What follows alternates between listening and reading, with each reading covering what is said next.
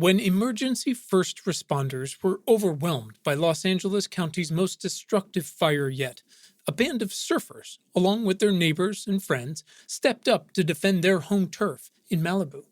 Their devotion to home drove them to show up for their community during the fire and for years afterward. And now, a model they call the Community Brigade program could change everything, leading to more lives and more homes saved during the increasing wildfires across not just California, but the world. Join reporter Adriana Cargill from KCRW, NPR's All Things Considered, Crooked Media, and more, as she investigates a wildfire story that is not depressing, but is, in fact, a clear hope for the future. Listen now to Sandcastles, an award-winning podcast about home, how we create it, and why we fight so hard for it.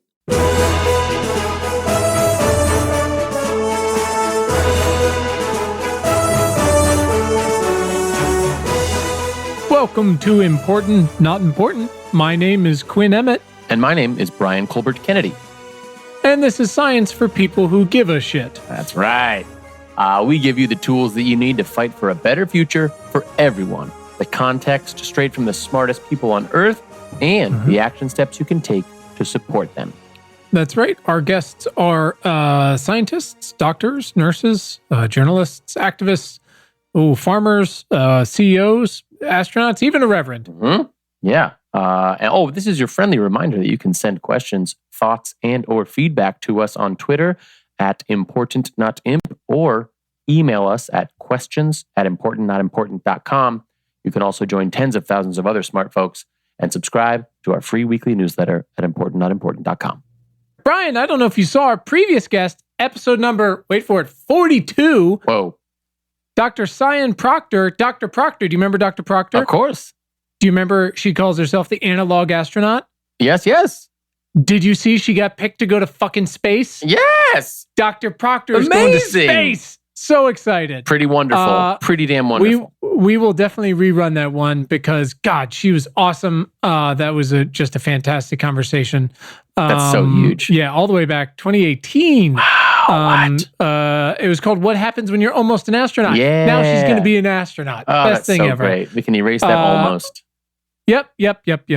Anyways, those are our guests. You can send us the feedback. We love it all. Brian, this week we are talking about Data for Progress, which is the name of a kick-ass organization. Also just a loaded term. It's fantastic. It's about data. And what are we using it for, Brian? For progress. We're talking about how do we get to this elusive thing called progress, I believe is how you describe it. Progress. I've heard of this. And why it matters who is leading that charge. That's right. And wonderfully, our guest is Julian Brave NoiseCat, journalist, author, policy advocate, so many other things. And we're of course, so thankful that he took the time to join us today. That's right. He's in the middle of writing his book, which we stopped him from doing, which was great. Middle of getting his washer fixed, stopped that from happening too. So all in all, I'm sure he's definitely not regretting. So pumped that he was on the show. The hour he spent with us. But boy, some incredible perspective and commentary on where we are, where we've been, where we're going, and what everybody here can do to support his efforts and those of everybody who are trying to do the right thing. Should we go talk to him? Yeah, it was so good. Let's let the people hear it. Let's let the people hear it, Brian. Yeah. Okay. Here we go. Our guest today is Julian Brave NoiseCat, and together we're talking about why it matters who's doing the measuring. Julian, welcome. Hey, thanks so much for having me. Absolutely. Julian, could you please give everybody a quick little intro just on who you are and what you do? Yeah, sure.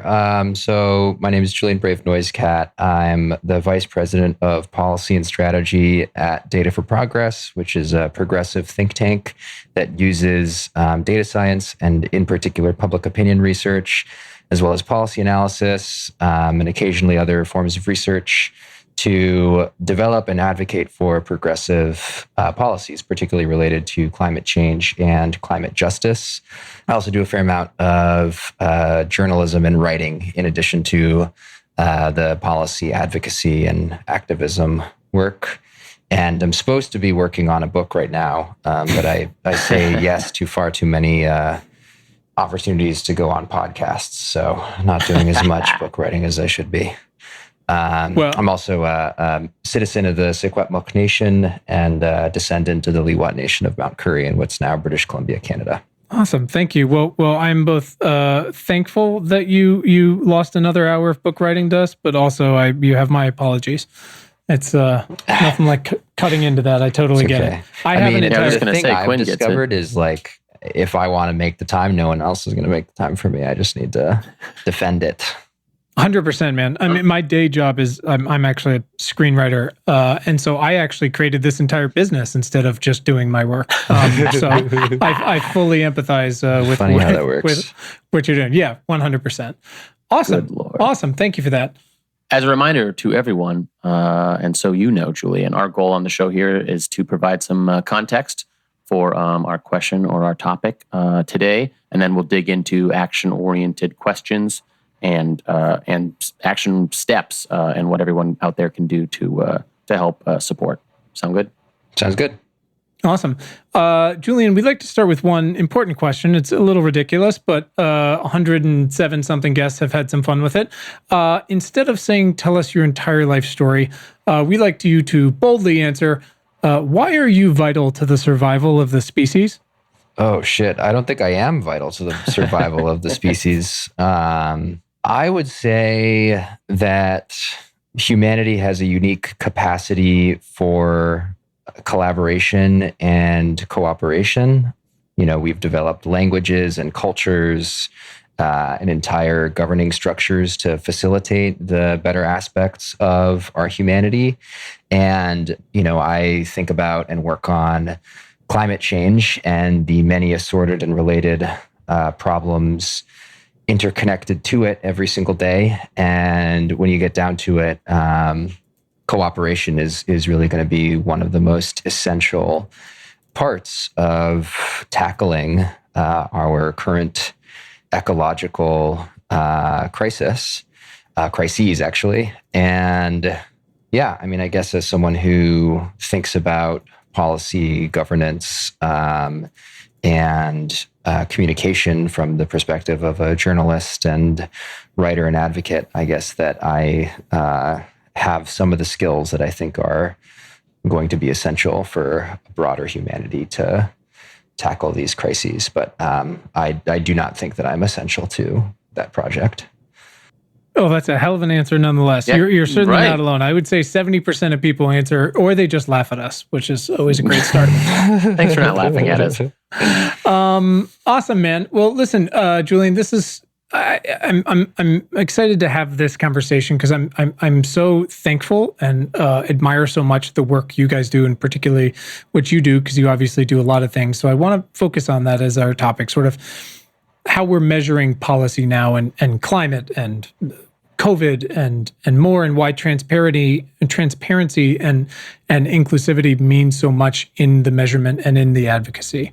You have very quickly become one of our most, to lack of a better word, prominent, influential measurers. And on your personal website, you said, the belief that Indigenous peoples can contribute to understanding and addressing the world's most pressing challenges inspires my work.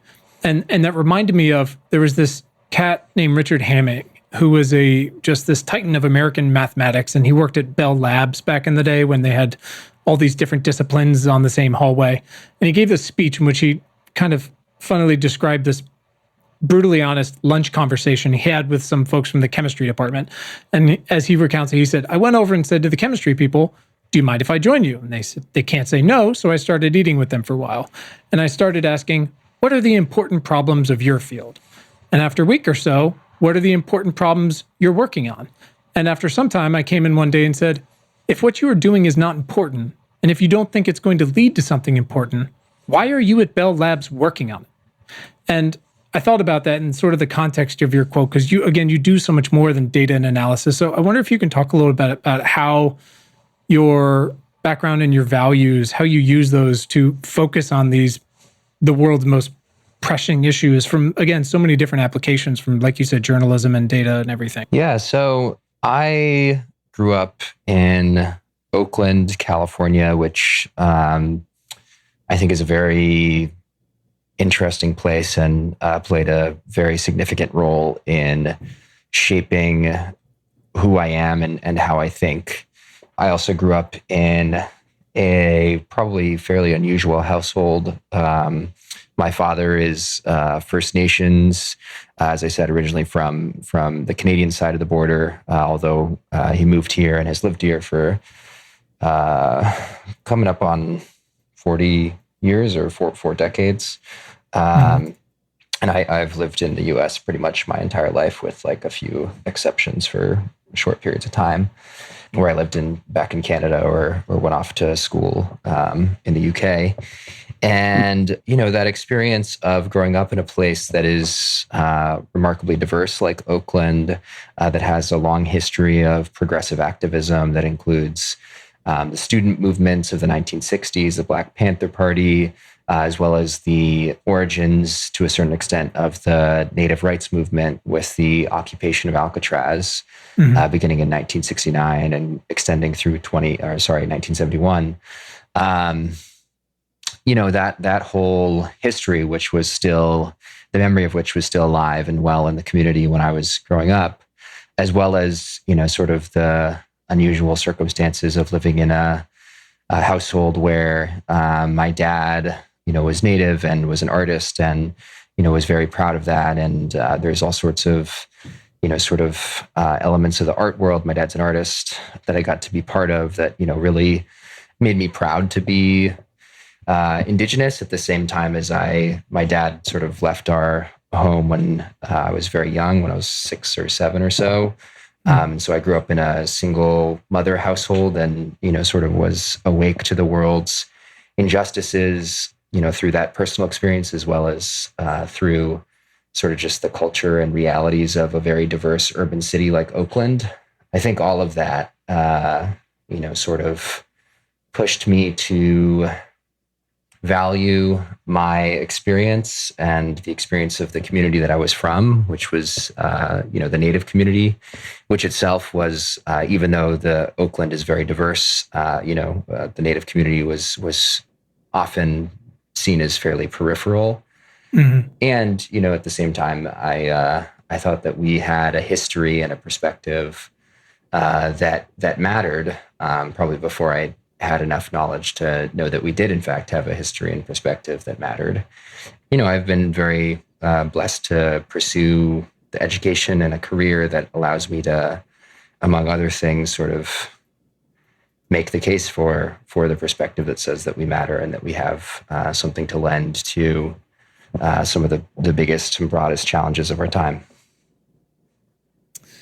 Yeah, like you said, it's a fairly unique childhood perspective. Certainly much different than mine, and I imagine very different than most. I usually save this question towards the end, but I'm curious, all of that atmosphere being around you very intimately in your own home and, having a single mom for a period of time and everything that happened after Alcatraz and like you said, the Native people seemingly on the periphery.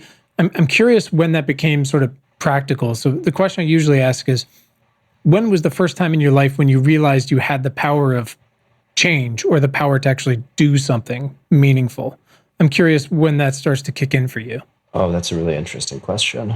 I think that I still struggle with feeling as though I have the power to influence and make change. I think that there's an enormous amount of history and a pervasive erasure of Native people in this country that continues to suggest to people like me that we don't matter or are gone or are stuck in the past and therefore don't have anything to lend to the challenges that our society and the broader humanity face today.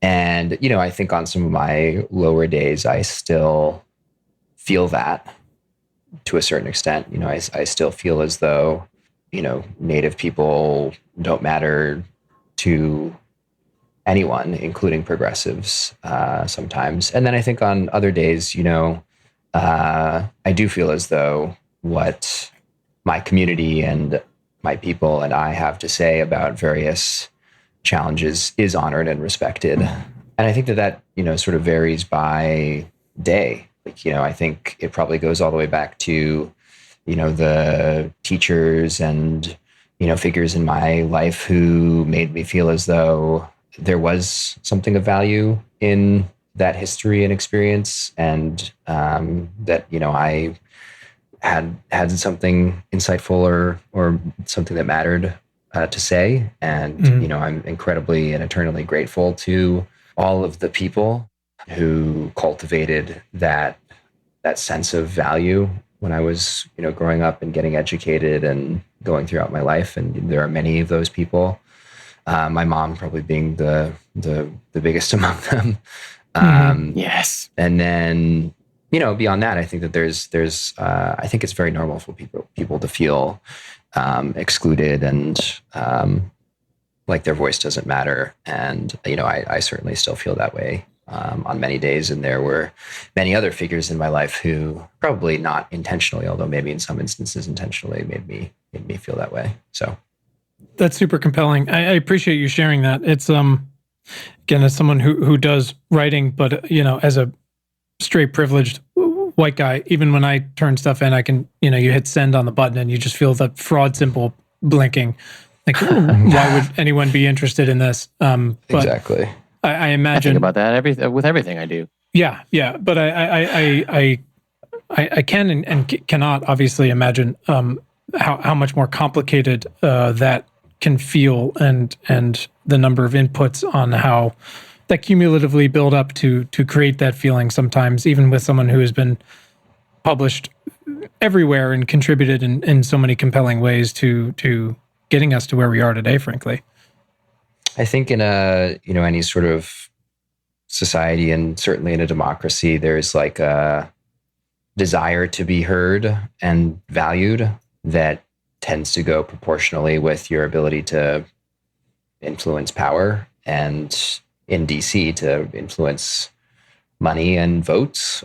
And, I think the thing that I often still feel is that I think that there's a lot of well-intentioned people on many sides of the political spectrum who, want to acknowledge and include Native people, but that there's an underlying sense that there are so few Native people, and Native people are, so lacking in power, that it's not a constituency that should be included or prioritized in any sort of way. So it's almost like a utilitarian kind of and pragmatic relationship to who matters and who is valued. And yeah, I think that part is very hard, because on some level it suggests that the assimilation and genocide of Native people has had a lasting impact on the perception of whether or not we are a voice and constituency that matters and should be listened to, even by the folks on sort of the good guys side of the spectrum. Thank you for sharing that. It's I've thought about that as you and we can get into this a little more, the influence you have had in part and parcel with a lot of other incredible hardworking folks about getting making Dead for Interior a real thing, which is incredible. And I think back to when Obama got elected, and there was a lot of, maybe not a lot of, but certainly a fair amount of, folks who look like Brian and I, maybe from the South or wherever it might be, that felt a lot of like, are you happy now? Sort of, you got your guy in office. Is that enough? And also on the same stroke, how so many different groups, so many disparate and mostly, well-meaning groups that had been not listened to for so long, put so much on one person being in office and projected very, very real and very valuable wants and needs onto what hope can do, what this person embodied. And I've just thought about that in the context of getting Representative Haaland into having her become secretary, which is just incredible and a long time coming, especially in that office of all offices. And I wonder if you've thought a little at all about that, what it means now once it's reality. I mean, they always talk about, when someone runs for president, how different the campaign version is from the realities of doing the job and running the show. Yeah. How that's translating in sort of in the aftermath of her really getting up to speed. Yeah, I mean, firstly, I'd say that obviously it took a lot more than just me, and in particular, I think that Madam Secretary Haaland deserves an incredible amount of credit for leading a very compelling life and navigating what must have been an impossibly complicated career to get to, the place where she is now, and to, carry the hopes and dreams of a people like, to this point. I think that's, I only can know a small fraction of what that feels like when I, talk to her, and from my own perspective and experience. And, I know that must be that kind of leadership. I mean, that must be really hard. It's obviously a privilege, but it's also a burden to a certain extent. Sure. And, I think that she has so far navigated it with remarkable amount of grace. And, at least in her time in Congress, was a very progressive, but also I would say a very reasonable person who was willing to listen to and work with folks of all sorts of ideological backgrounds to, move forward policies. She actually saw 4 bills signed into law in her time in Congress, which is a pretty remarkable achievement for someone who was only there for 2 years, a little over 2 years. And, I think that it's probably unreasonable to expect her to undo more than 200 years of oppression and history, now that she's in the leadership of Interior. But it's also probably unfair to say that she can't make any progress on that history. And so I think that, she's going to have to do the very difficult thing of leadership, which is, making progress and judicious decisions to advance a number of very worthy goals related to Native rights and climate action and, environmental sustainability. At the same time as she's going to have to, balance the realities of being an executive of a remarkably large and complicated bureaucracy that, the ship doesn't turn 90 degrees, real quick. Right. So I think that's going to be hard, but I think that she's done this before. She's run a state Democratic Party before. She's navigated Congress before. And so I'm very hopeful that she's going to make us all proud through her work at Interior. I think that was one. I mean, obviously, any number of frustrating things, but in her hearings, I can't remember who the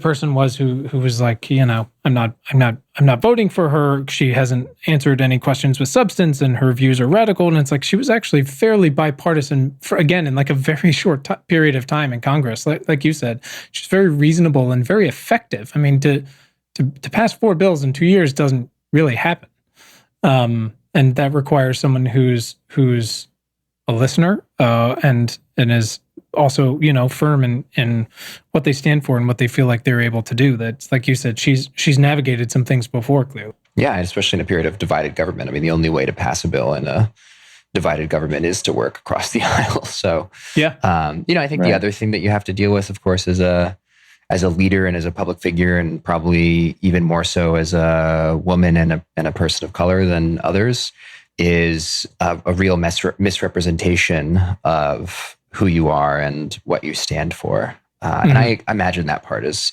very hard, right? Because, if somebody was saying mean or inaccurate things about me, I would want to respond to every single thing that happened. But of course, as someone in holding public office and, with a responsibility now to not just a party, but to an administration and a president, you can't do that. And I don't know. I mean, I often think about, it ruins my day when anybody gets mad at me on the internet, and then I think about, politicians who have to deal with that every day. Above anything else. Yeah, I just can't even imagine. I mean, you have to take the phone out of my hands. Yeah, exactly. Oh, that'd be tough. Let's talk about data for progress. Per the website, you do voter file analysis, digital communications, polling, and policy development, and message guidance. You're hugely instrumental in the showing the appeal of the Green New Deal. Your guest bloggers are a who's who of progressive heavyweights. It's all great, but your team isn't just a pie in the sky think tank, throwing out just liberal theoreticals on Sunday morning talk shows. It's called Data for Progress. Mm-hmm. You've got a mission for progress founded on data. Just today, you tweeted a bit about how the American Jobs Plan is going to see some differentiation from what influential wonks and the public find most important to get done, and why we have to walk the line of maximizing wonky plans that work with what will actually get passed and be popular and keep the House and the Senate in the hands of people who will continue to get stuff done. There must be some focus internally on how you guys position yourselves to not just be writing out thought papers every week that are never actually going to get applied to, or yes, this wonky thing would be great, but it's never going to happen. How do you choose to focus, like what to focus on and how to emphasize and deliver that in such an effect? I mean, you guys have only been around for like 3 years. Yeah, that's a really interesting question. So I would say that we have gotten lucky to a certain extent. So sometimes we choose to focus on things and, other people decide that they're of interest as well. But I would also say that and this is not unique necessarily to our think tank or organization, but we tend to think about not just, devoid of sort of context and questions of power, basically, who to influence and how to persuade them, and what sort of things would be persuasive to them. We don't think about research absent those kinds of questions. So if the question of the day is a concern about one of the concerns moving forward will be whether the American Jobs Plan proposed by President Biden, will add to the deficit and, cause inflation.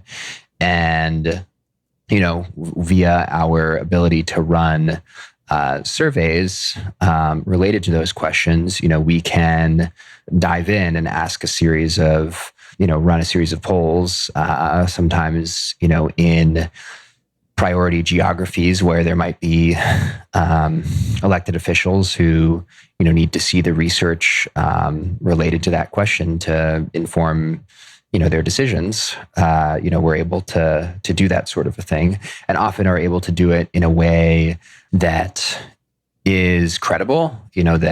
That is research that people can look at and feel like, okay, I'm not being misled or had here. If it's a politician whose job, essentially is on the line based upon the decisions that they might make, they're not going to just be persuaded by any old thing, particularly if they're, a politician in a swing district or battleground state who, knows how to read a poll, right? Like, so we know how to ask the questions and, ask the appropriate sort of voters in the right geographies, questions that are related to the issues of the day in ways that, find accurate and fast and cheap answers to, very relevant policymaking decisions. And we can do that with other forms of research as well, but we do it most often with polling. And, I think that what's relevant about all of what I just said is that my general view of social science is that the questions that are asked and how themselves hold significant ideological, I don't want to say biases, but come from particular ideological perspectives. Like the question, the data that you gather is conditioned by the question that you ask, and who you ask, and how you ask it, and all of that. And who's asking? Yeah, right. I mean, that's the whole, like, you got to include the measurer part, right? Like, how is the question itself loaded? Right. Exactly. And from that perspective, I think that there's no such thing as like true public opinion out there. Like, it's not, I don't think public opinion is just this thing that you can go out and measure, but it's also not entirely constructed, right? Because, there are actual views that voters hold that, politicians and advocates would be smart to play to or to be aware of as they make, their case for change. So it's somewhere between, something that exists out in the world and is shaped by the views of politicians and media elites and all that sort of stuff. And that's sort of the area in which we engage around the margins. Yeah, I think that makes a lot of sense. I mean, it's, there's wonderful folks out there who've been doing versions of this for so long, obviously, but it seems like you guys have really capitalized on something that was missing, and that's why I loved, seeing the president's press secretary, quoting you guys from the podium. Was it yesterday? This week? That is, you are having a substantial impact there, and clearly that matters to them, and that's, again, measuring, like you said, public opinion, whatever that might mean in any given case, but in the end, it's can we move the needle a little bit with the folks who can actually, who are elected for good or bad to move the needle. Right. I mean, I think basically the way I think of what we do is that there are, particularly right now, there's, a few options that are ahead of policy options and messaging options that are ahead of the president and the people who work for him, and Majority Leader Schumer in the Senate and Speaker Pelosi and all the various members of Congress. And some of those options are more progressive. And, we need to try to convince them as many times as possible across all the various policies that could be implemented to go with the more progressive option, and to also, optimize the way that they talk about that policy, so that they're talking about it with the most popular and persuasive framing, so that, not only do we have the best chance of getting it done and appealing to the most number of people, but also so that, when our marginal Senate and members of Congress are up for re-election in 2022, as many of them win those campaigns as possible, so that we can, maintain our majority, which is going to be really hard. If you look at the political science literature, the president, the party that holds the White House very, very rarely, holds the House of Representatives in the first midterm election. I mean, usually gets wiped out at best. Yeah, it's, well, you guys have certainly helped push some of these policies that are, already affecting people's everyday lives. Now we just hope that, like you said, those people will run on those things, and show people this is what government, which is not perfect by any stretch, but in this case can certainly help overcome a deficit of practical help from the past 4 years, if not past 40 years or so. I want to talk a little bit about the political and voting power of Native people in the U.S. And I, like any group per se, I think it's easy and lazy to assume that Native people will vote for liberals, because liberals tend to, though not always, further environmental protections, for example, right? It's lazy because that's not true, and of course, because Native people, like Black Americans or Brown Americans, or clearly we did a very poor job of in the 2020 election of Brown Americans, of whether they come from somewhere in in Mexico or Central America or the Dominican or Cuba. These are not one group, right? But the largest native voting bloc in the U.S., right, I think is in Alaska, and they helped put Murkowski in office. And Exactly. 4 of the current members of Congress, I think there's only 4 members of Congress are of native descent. Correct me if I'm wrong. 5. 5. Okay. Are 3 of them Republican? 2 or 3, I believe. 3, yes. So there's 2 from Oklahoma, and then there's Yvette Harrell in New Mexico, who's of Cherokee descent. And in Oklahoma, the 2 are Tom Cole and Markwayne Mullen. Right. And then the 2 Democrats are Sharice Davids of Kansas and Kai Kahele of Hawaii, who was just elected in 2020. Right. And obviously Deb just retired from the House. But, it's also understandable because Republicans, again, not always, but traditionally will stand against government overreach, which is obviously something that matters here. And I know that tribes spend a lot of money on political campaigns. Can you explain to me, because I tried to I've been a political science nerd for a long time, but I just didn't realize, and this is just, of course, lazy on my part, the way tribes are counted for political donations, it seemed to be they're in a specific gray area for how much they can actually donate. Is that correct? I actually am not familiar with the campaign finance laws and how they relate to tribes. I think that's right, though, that it's a little bit of a complicated legal question. Sure.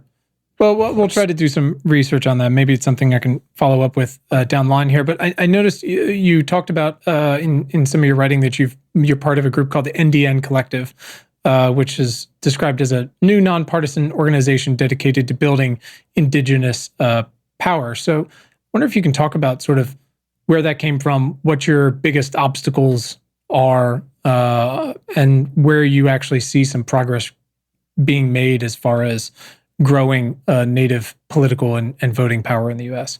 I think that just universally in the American political system, the sort of main ingredients of power are political leadership, the ability to organize and mobilize people, so sort of grassroots activism, money. I think money is a pretty significant one. Sure. And lastly, media. And I think that Indian country has come to possess at least 3 of those sort of forms of political capital. But, I think the 4th, the last one I mentioned, media, is still often elusive, although it was, interestingly, a pretty significant sort of determining factor in elevating Secretary Haaland to be a leading contender for, Secretary of Interior. Mm-hmm. So, basically, as you mentioned, there are 5 Native members of Congress, roughly equal party representation among that group. It was perfectly equal before Haaland left for the administration. A number of those politicians, including Secretary Haaland herself, have relationships to grassroots indigenous-led movements. So, Haaland fairly notably went to the camps erected in the path of the Dakota Access Pipeline and cooked green chili stew and tortillas for water protectors. And, the ability, of course, of Native people to mobilize large numbers of people and activists for their causes is a significant source of power. It's a key ingredient to social change very often. And then, there's a minority of tribes that have done pretty well for themselves, primarily through gaming revenues, though not exclusively through gaming revenues. Mm-hmm. And, some of them spend, like other businesses and economic interests, on politics and campaigns. And, while most Native voters prefer Democrats and most tribes give to Democrats, just the sort of location of many tribes being in rural and conservative Western states has meant that the political relationships in Indian country are actually pretty bipartisan. And as you said, in some instances, those relationships appear to have played a pretty significant role in influencing very important votes, such as the Alaska delegation support for Secretary Holland's nomination as Interior Secretary. Lisa Murkowski and Dan Sullivan, both of the Alaska senators, both Republicans, voted to support Holland's confirmation, even though she's a progressive Democrat. Sure. The part of this that I think Indian country is still building is the media element, which I think is really, really powerful and important. Most people consume politics through cable news and social media as well, and sort of the absence of Native voices and representation in journalism, on cable news, and in sort of the social media discourse, does translate to less power and influence in a number of those discussions and conversations. And I think that's a very interesting area for me personally, because, I do a lot of journalism and media and writing, and, Holland's confirmation began as sort of a media buzz thing, right? Mm-hmm. Like the media narrative around her, in many ways sort of predated the sort of political insider interest in her becoming the Secretary of Interior, and sort of in some ways sort of wrote that into existence through sort of an outside campaign that included a significant emphasis on the media. So, yeah, I mean, I think Indian country is, I think, surprisingly influential in American politics. I think a lot of people don't know any of what I just said, and probably would not think of tribes as being influential in many instances, but they actually surprisingly are. And, one of the core ways in which I see Indian country as continuing to build power, and one of the things that I think that I am personally very invested in is through that sort of power through the narrative, and power through media and journalism.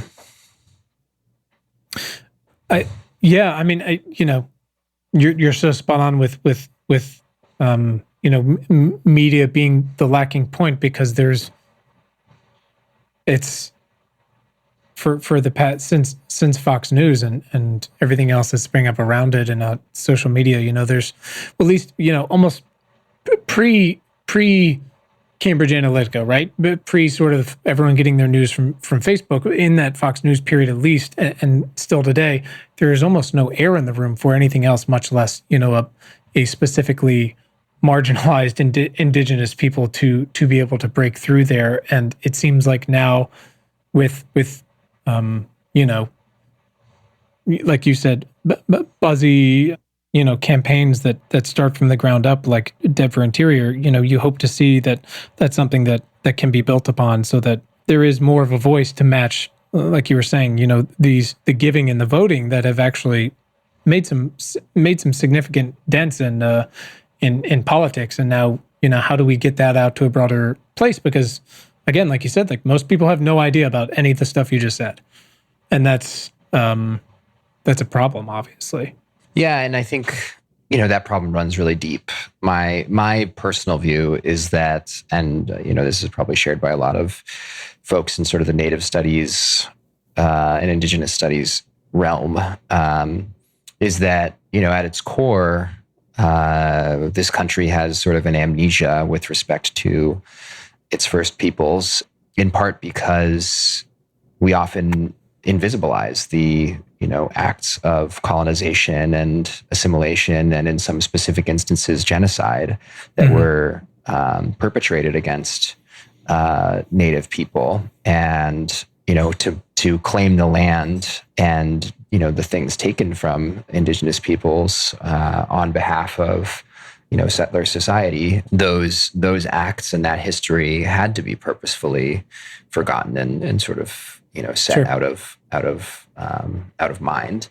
And the continued existence of Native people and our demands for rights and self-governance and land, are a reminder of a history that this country has been very good at forgetting for hundreds of years. Yeah, and nothing is apples to oranges by any stretch, but look, men who again for hundreds of years look like me, designed the genocide of First Peoples from this country and Canada, and they built the Atlantic slave trade and designed the Industrial Revolution that caused climate change, and we're very bad at purposefully very bad at looking back and paying these debts. You wrote an article a few years ago, which feels like 100 years ago, for The Guardian about when you got arrested in New York for protesting the Dakota pipeline. I thought it was really wonderful, and thank you for sharing that 4 years later. If folks haven't read it, we'll put it in the show notes. You wrote about chaining yourself, together with your arms with, I think it was like 1,500 other young people, and having this feeling of generations of ancestors and inspirations, all those people you've talked about today of your back.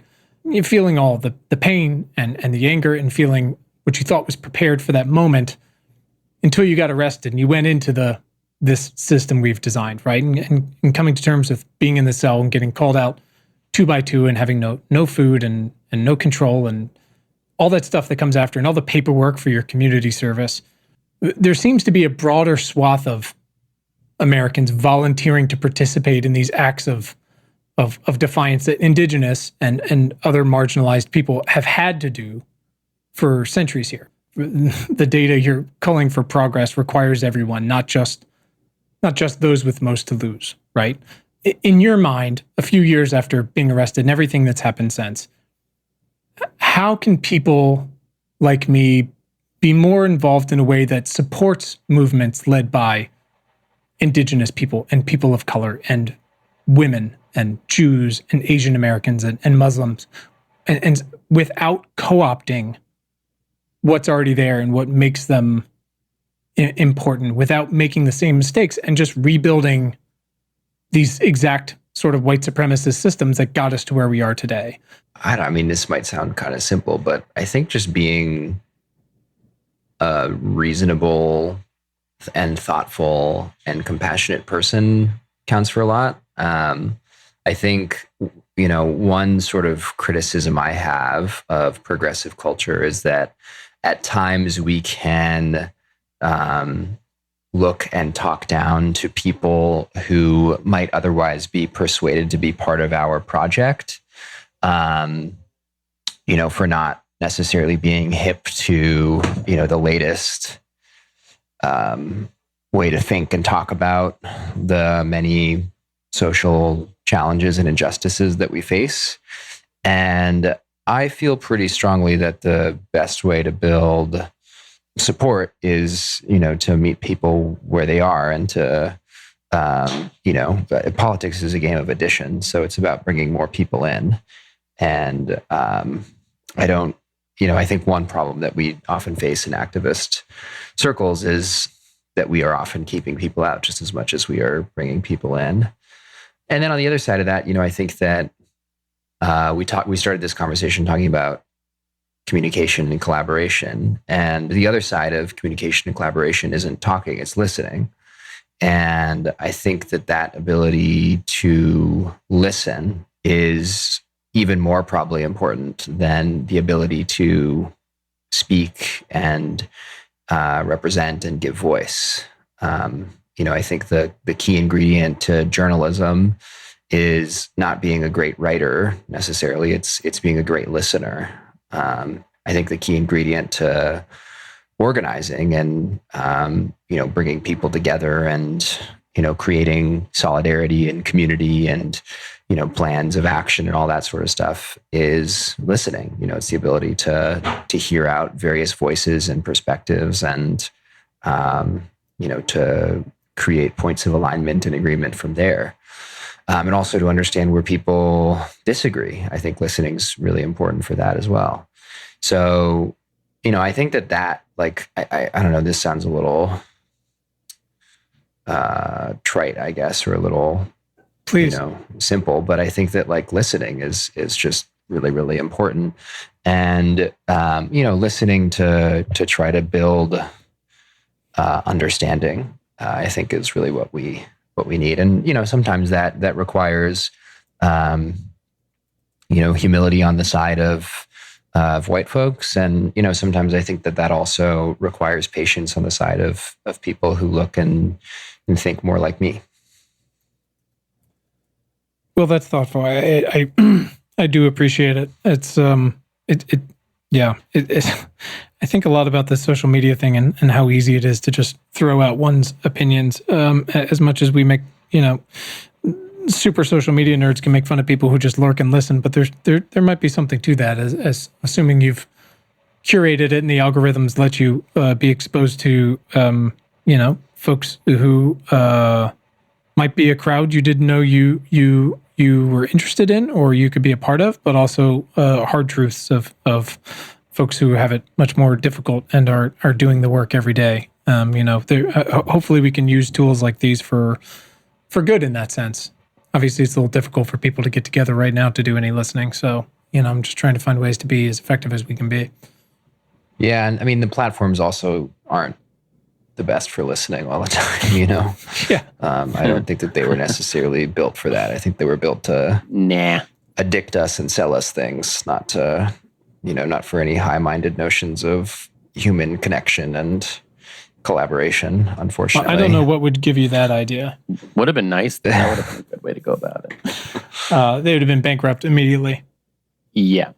I love that. I just want to say I just love that answer. And you said a couple times, maybe this is simple, but be compassionate and listen more. I mean, those two things could solve all of the problems if people would just fucking enact them, like truly.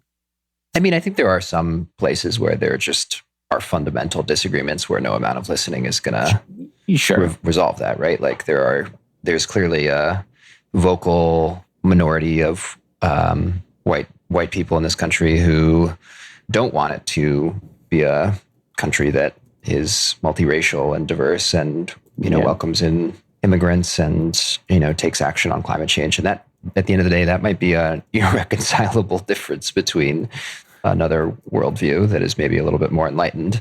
But I think beyond some of those differences, I think that there are a lot of differences that can be at least where there can be more mutual understanding, if not, bridge to some sort of synthesis and consensus.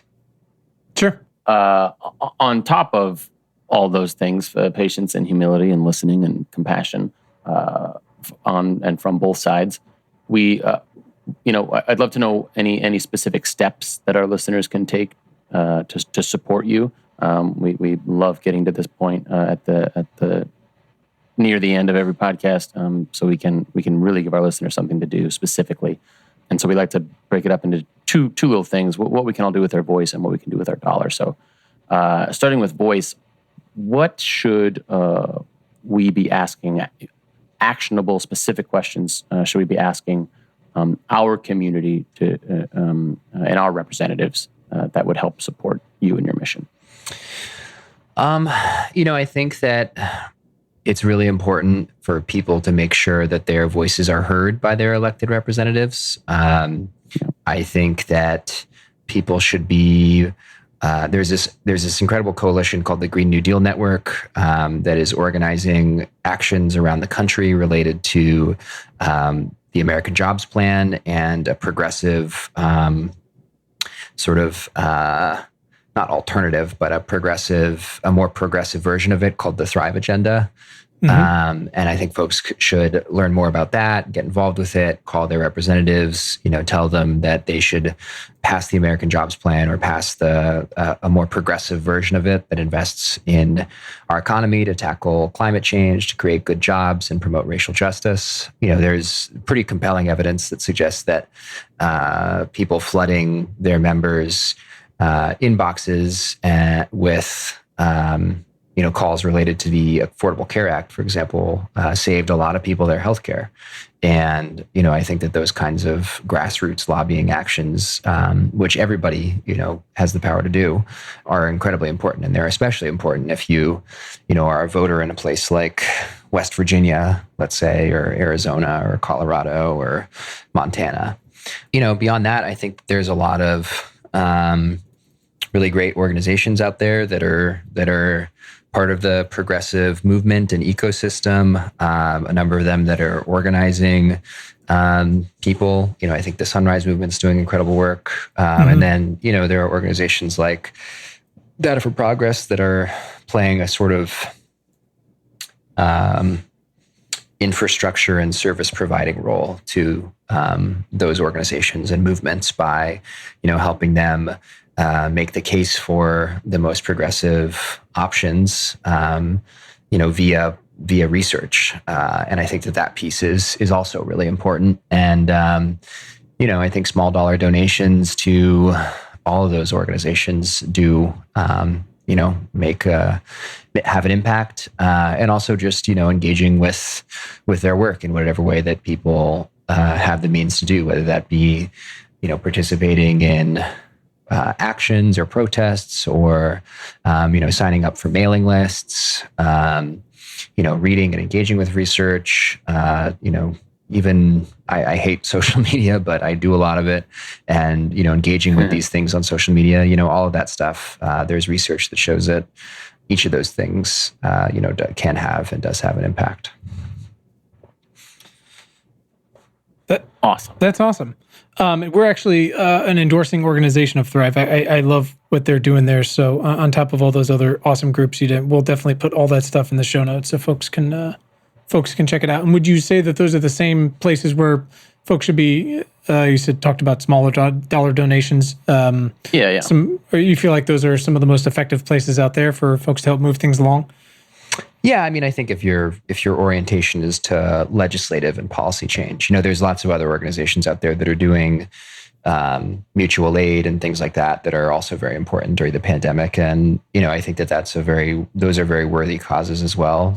Services do need to be provided. People need food on the table and money in their pockets and all that sort of stuff. But I have chosen to engage through the avenues of legislative and policy change. And I think those are sort of the ways that I've tailored my responses, but I don't want to take anything away from all the folks that are doing really essential other forms of solidarity building out there.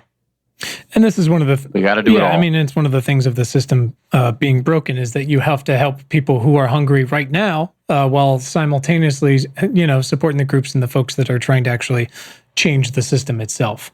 But again, like you said, there's some amazing groups out there doing all that stuff. So thank you for supplying those. Brian, why don't you take us home here?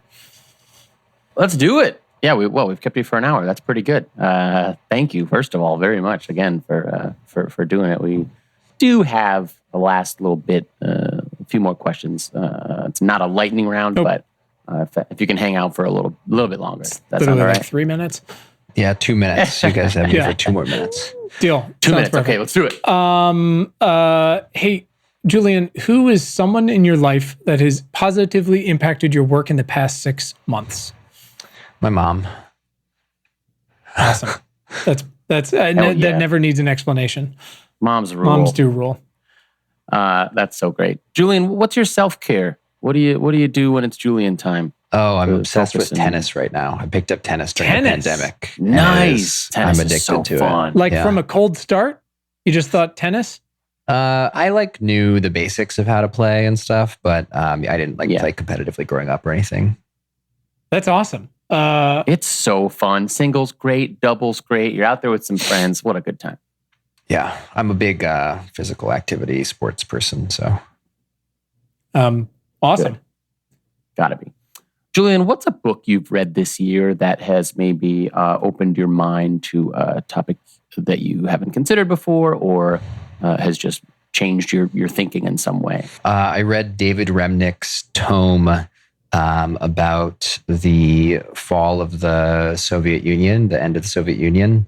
It's called Lenin's Tomb. It was his first book. I read it in part because I wanted to understand what makes him a good nonfiction writer, but it also opened my eyes to a lot of history and events that had happened that I actually did not know all that much about. And also, I think, some of the, I'm pretty far on the left in American politics, but also, there's a pretty significant story of socialist societies maybe not panning out so well.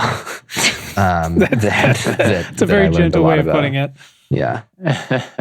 So that one's amazing. I think that was won a Pulitzer at one point. It did win a Pulitzer. Yep. Russian history is one of those ones that you start diving into it, and it's incredible what's in there. I mean, even if you just go back stuff. I mean, go back to World War II and look at, what did they lose? I think something like 26 million people over the course of the war, something like that. It's truly wild. That's a good one. I will have to revisit that. Awesome, man. Well, rock and roll. We've got a list on Bookshop of all of our guest recommendations, so we'll throw that one up there as well. It's it's crazy. I want every single book that was recommended. You've read two of them. Good list. But working on number 3. Julian, last thing, I know you said you're not the world's biggest fan of social media, but you are very good at it. Where can our listeners follow you on the internet? I'm only on Twitter. So my Twitter is @JNoiseCat. And you should also check out the Data for Progress account, where we are constantly tweeting out new research. That's @DataProgress. Awesome. I love the work you guys have been doing lately with Evergreen, which is really my brand of super nerds. Those guys are great.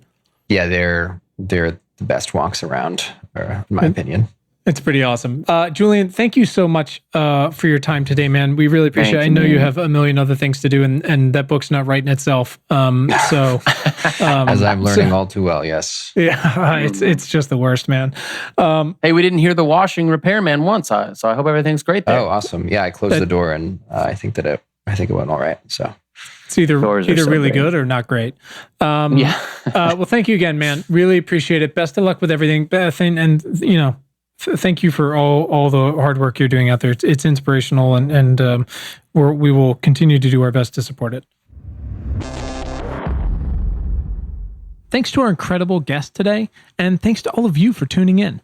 We hope this episode has made your commute or awesome workout or dishwashing or fucking dog walking late at night that much more pleasant. As a reminder, please subscribe to our free email newsletter at importantnotimportant.com. It is all the news most vital to our survival as a species. And you can follow us all over the internet. You can find us on Twitter at importantnotimp. Just so weird. Also on Facebook and Instagram at Important Not Important. Pinterest and Tumblr, the same thing. So check us out, follow us, share us, like us. You know the deal. And please subscribe to our show wherever you listen to things like this. And if you're really fucking awesome, rate us on Apple Podcasts. Keep the lights on. Thanks. Please. And you can find the show notes from today right in your little podcast player and at our website, importantnotimportant.com. Thanks to the very awesome Tim Blaine for our jammin' music, to all of you for listening, and finally, most importantly, to our moms for making us. Have a great day. Thanks, guys.